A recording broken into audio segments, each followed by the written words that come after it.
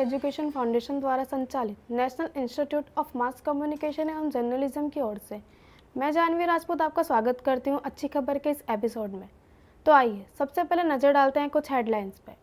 Cabinet की बड़ी घोषणा, 14,000 करोड़ रुपयों की कृषि परियोजनाओं को मिली मंजूरी। अहमदाबाद पुलिस ने जूनियर अधिकारियों को सम्मानित करने की नई पहल शुरू की। प्रीति पाल ने 200 मीटर में रचा इतिहास। निषाद कुमार ने हाई जंप में लगातार दूसरी बार रजत पदक जीता। मारुति सुजुकी की नई मार्केटिंग योजना, छोटे शहरों में एरिना सैटेलाइट से बढ़ेगी पहुंच। एथनॉल मिक्सिंग प्रोग्राम से भारत ने बचाए 99,000 करोड़ 17.3 मिलियन टन कच्चे तेल की बचत। आइए बढ़ते हैं कुछ बड़ी खबरों की ओर। केंद्रीय मंत्रिमंडल ने नई महत्वपूर्ण योजनाओं को मंजूरी दी है। प्रधानमंत्री नरेंद्र मोदी की अध्यक्षता में कैबिनेट ने गुजरात के साणंद में 3,307 करोड़ रुपयों की सेमीकंडक्टर सुविधाओं को स्वीकृति दी है, जो देश की सेमीकंडक्टर उत्पादन क्षमता को बढ़ाएगी। इसके अलावा महाराष्ट्र और मध्य प्रदेश के बीच 18,306 करोड़ रुपयों की रेलवे लाइन को मंजूरी दी गई है, जिससे दोनों राज्यों के बीच परिवहन सुगम होगा और आर्थिक विकास को बढ़ावा मिलेगा। सबसे महत्वपूर्ण कृषि ग्रामीण विकास के लिए 14,000 करोड़ रुपयों की नई योजनाओं की मंजूरी दी गई है, जो किसानों की आय और जीवन स्तर में सुधार लाएगी। इन पहलों से भारत के विभिन्न क्षेत्रों में विकास की दिशा में महत्वपूर्ण प्रगति होगी। आइए अब बढ़ते हैं अगली खबर की ओर। अहमदाबाद पुलिस कमिश्नर ने अपने जूनियर अधिकारियों की सेवा और समर्पण को मान्यता देने के लिए एक नई पहल की घोषणा की है। पारंपरिक परंपराओं से हटकर पुलिस अब परिवारों की उपस्थिति में 250 कांस्टेबल को सार्वजनिक रूप से पदोन्नति देगी और सेवानिवृत्ति समारोह का आयोजन करेगी। इस पहल का उद्देश्य जूनियर स्टाफ को उनके महत्वपूर्ण योगदान के लिए उचित पहचान और सम्मान दिलाना है। साथ ही इससे पुलिस बल के अंदर एक नई संस्कृति का विकास होगा, जहां परिवारों का समर्थन और उनकी भागीदारी को महत्व दिया जाएगा। इस नई परंपरा के तहत अधिकारियों को उनके परिवारों के सामने सम्मानित किया जाएगा, जिससे न केवल अधिकारियों का मनोबल बढ़ेगा, बल्कि उनके परिवारों में भी गर्व की भावना जागृत होगी। आइए अब बढ़ते हैं अगली खबर की ओर। पेरिस पैरा ओलंपिक में भारतीय एथलीट प्रीति पाल और निषाद कुमार ने देश का नाम रोशन किया है। प्रीति पाल ने 200 मीटर T35 कैटेगरी में ब्रॉन्ज मेडल जीत के इतिहास रच दिया है, जबकि निषाद कुमार ने पुरुषों की हाई जंप T47 कैटेगरी में लगातार दूसरी बार रजत पदक अपने नाम किया। 23 वर्षीय प्रीति पाल ने 200 मीटर रेस को 30.01 सेकंड में पूरा करके अपनी पर्सनल बेस्ट हासिल की। इससे पहले उन्होंने 100 मीटर की T35 कैटेगरी में भी ब्रॉन्ज मेडल जीता था। निषाद कुमार, जो हिमाचल प्रदेश के ऊना जिले से हैं, ने 2.04 मीटर की छलांग लगाकर रजत पदक जीता। उन्होंने पिछले टोक्यो पैरा ओलंपिक में भी इस इवेंट में रजत पदक जीता था। उनके प्रदर्शन में लगातार सुधार देखा गया है और इस बार उन्होंने अपने सीजन का सर्वश्रेष्ठ प्रदर्शन किया। आइए अब बढ़ते हैं अगली खबर की ओर। मारुति सुजुकी इंडिया छोटे और मझलों शहरों में अपनी पैठ बढ़ाने के लिए एरिना सैटेलाइट शोरूम खोलने की तैयारी कर रही है। कंपनी के वरिष्ठ अधिकारी पार्थो बनर्जी के अनुसार यह शोरूम मौजूदा एरिना शोरूम से छोटे होंगे, लेकिन ग्राहकों को उच्च स्तरीय अनुभव प्रदान करेंगे। इस पहल का उद्देश्य छोटे शहरों और दूर दराज के इलाकों में भी मारुति की उपस्थिति को मजबूत करना है।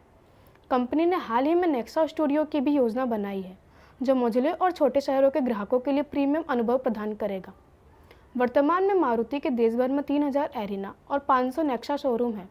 इन नए शोरूमों के माध्यम से कंपनी का लक्ष्य उन इलाकों तक पहुंचना है जहां उनकी मौजूदगी कम थी, और इस रणनीति से छोटे शहरों में उनकी बाजार हिस्सेदारी बढ़ने की उम्मीद है। आइए अब बढ़ते हैं अगली खबर की ओर। केंद्रीय पेट्रोलियम मंत्री हरदीप सिंह पुरी ने सोमवार को बताया कि 2014 के बाद से एथनॉल मिक्सिंग प्रोग्राम की मदद से भारत ने 99,000 करोड़ रुपयों की विदेशी मुद्रा बचाई है और 17.3 मिलियन मीट्रिक टन कच्चे तेल का कम उपयोग किया है। इसके साथ ही इस कार्यक्रम ने 51.9 मिलियन टन कार्बन डाइऑक्साइड उत्सर्जन में भी कमी की है।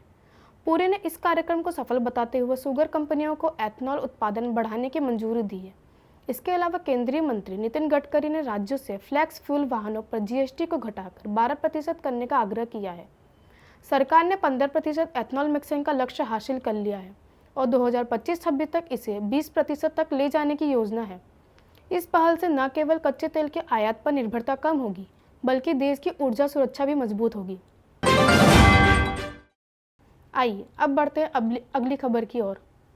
लार्सन एंड टूब्रो ने नवकरणीय ऊर्जा से संबंधित इंजीनियरिंग, प्रोक्योरमेंट और कंस्ट्रक्शन परियोजनाओं के लिए एक नया बिजनेस वर्टिकल शुरू किया है। यह कदम भारत और वैश्विक स्तर पर नवकरणीय ऊर्जा की बढ़ती मांग को देखते हुए उठाया गया है। कंपनी का लक्ष्य अपने मौजूदा 2 गीगावाट ईपीसी पोर्टफोलियो, जिसमें सौर ऊर्जा और पवन ऊर्जा परियोजनाएं शामिल है, का उपयोग करना है। यह नया वर्टिकल प्रबंधन को बेहतर बनाने, संसाधनों के सुचारू एकीकरण को सुनिश्चित करने और नवकरणीय ऊर्जा में क्षेत्र कंपनी की नेतृत्वकारी स्थिति को मजबूत करने पर केंद्रित होगा। लार्सन एंड टूब्रो को विश्वास है यह पहल उसे नवकरणीय ऊर्जा के तेजी से बढ़ते बाजार में एक प्रमुख खिलाड़ी बनाएगी। आइए अब बढ़ते हैं अगली खबर की ओर। नई दिल्ली स्थित भारतीय आयुर्विज्ञान संस्थान एम्स ने एक नया आर्टिफिशियल इंटेलिजेंस आधारित ऐप विकसित किया है, जो स्मार्टफोन से ली गई आंखों की तस्वीरों के माध्यम से कॉर्निया संबंधित बीमारियों का सटीकता से पता लगा सकेगा। यह ऐप 92.25% सटीकता के साथ काम करता है और जल्दी इसे मोबाइल प्लेटफॉर्म पर उपलब्ध कराया जाएगा। इस ऐप का विकास जुलाई 2022 से दिसंबर 2023 के बीच हुआ और इसे 4000 से अधिक मरीजों पर परीक्षण किया गया है। ऐप की मदद से डॉक्टर मरीजों के नेत्र रोगों का तेजी से निदान कर सकेंगे, जिससे सही समय पर इलाज संभव हो सकेगा। एम्स की टीम ने 32,000 कॉर्निया दान और 23,000 कॉर्निया प्रत्यारोपण के आंकड़ों का उपयोग करके इस ऐप को तैयार किया है, जो नेत्र देखभाल में क्रांतिकारी बदलाव ला सकता है। अब बढ़ते हैं अगली खबर की ओर। फरदीन खान और रितेश देशमुख की फिल्म विस्फोट अब थिएटर्स में नहीं बल्कि डिजिटल प्लेटफॉर्म पर दस्तक देने वाली है। फिल्म का निर्देशन कुकी गुलाटी ने किया है और यह 6 सितंबर से जियो सिनेमा पर स्ट्रीम होगी। इस अपडेट की जानकारी जियो सिनेमा ने अपने आधिकारिक इंस्टाग्राम हैंडल पर साझा की, जहां फिल्म का पोस्टर भी जारी किया गया है। फिल्म में दोनों अभिनेता बेहद तीव्र लुक में नजर आ रहे हैं। जियो सिनेमा ने लिखा है, अपने स्क्रीन पर सबसे बड़ा विस्फोट देखने के लिए तैयार हो जाइए। फिल्म के निर्माता अनुराधा गुप्ता और संजय राज्य प्रकाश गुप्ता हैं। इसमें क्रिस्टल डिसूजा भी महत्वपूर्ण भूमिका में है। क्रिस्टल ने कहा, इस शानदार स्क्रिप्ट का हिस्सा बनना मेरे लिए एक बड़ी खुशी है। कहानी में ढेर सारे ट्विस्ट और टर्न्स हैं। उन्होंने ये भी जोड़ा, फरदीन खान और रितेश देशमुख के साथ स्क्रीन शेयर करना एक अद्भुत अनुभव है। सेबी के पूर्णकालिक सदस्य अश्विन भाटिया ने एएसएमई आईपीओ के संदर्भ में एक्सचेंजों को सतर्क रहने की सलाह दी है। उन्होंने कहा है कि वर्तमान में एसएमई कंपनियों की बढ़ती संख्या और निवेशकों की भारी दीवानगी के बीच धोखाधड़ी की आशंका बढ़ गई है। भाटिया ने कहा है, आकांक्षकों को सही तरीके से जांच करनी चाहिए और बढ़ा चढ़ाकर दिखाने वाले मामलों को नकारना चाहिए। उन्होंने सुझाव दिया है कि एसएमई को सीधे सूचीबद्धता की जगह वैकल्पिक फंडिंग के अवसरों पर विचार करना चाहिए और पहले एंजल निवेशकों से समर्थन करना चाहिए। एनएसई के एमडी आशीष कुमार चौहान ने भी इस मुद्दे पर ध्यान देने की बात की और सख्त दिशा निर्देशों का आश्वासन दिया। सेबी ने हाल ही में एसएमई की निगरानी को लेकर सख्त रवैया अपनाया है और फर्जी लेन देन तथा कीमतों में हेराफेरी करने वाले फार्मों के खिलाफ कार्रवाई की है। आइए अब बढ़ते हैं अगली खबर की ओर। अडानी ग्रीन एनर्जी ने सोमवार को अपने बोर्ड द्वारा टोटल एनर्जीज के साथ एक 50:50 जॉइंट वेंचर बनाने के लिए $44.4 करोड़ के निवेश के लिए निश्चित समझौतों को मंजूरी देने की घोषणा की।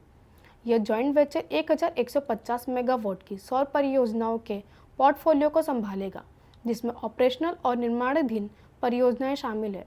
फ्रांसीसी ऊर्जा दिग्गज टोटल अडानी ग्रीन में 19.75% हिस्सेदारी रखता है। सितंबर 2023 में अडानी ग्रीन और टोटल ने 1050 मेगावाट के ग्रीन पोर्टफोलियो के लिए एक जॉइंट वेंचर बनाने पर सहमति जताई थी, जिसमें टोटल $30 करोड़ का निवेश करेगा। अडानी ग्रीन गुजरात के खावड़ा में विश्व के सबसे बड़ी नवकरणीय ऊर्जा पार्क 30 गीगावाट परियोजना का निर्माण कर रहा है। आज के लिए बस इतना ही। इसी तरह की खबरों के लिए जुड़े रहिए अच्छी खबर के साथ। मैं जानवी राजपूत आपसे इजाज़त लेती हूँ। मिलते हैं अच्छी खबर के अगले एपिसोड में। धन्यवाद।